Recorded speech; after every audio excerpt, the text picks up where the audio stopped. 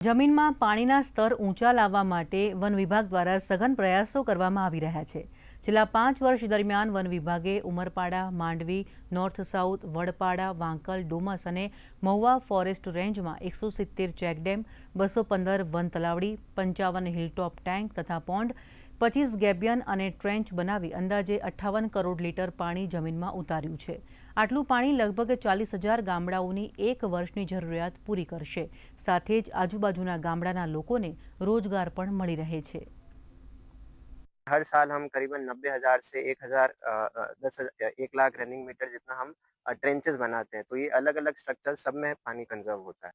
અહીંના પથ્થરોનો યુઝ કરીને ધોવાણ થતું અટકે, પ્લસ કે જમીનની અંદર ભૂમિ ભેજના સંરક્ષણમાં પાણી નીચે ઉતરે અને એનો ફાયદો સ્થાનિક ખેડૂતોને અને મળી રહે।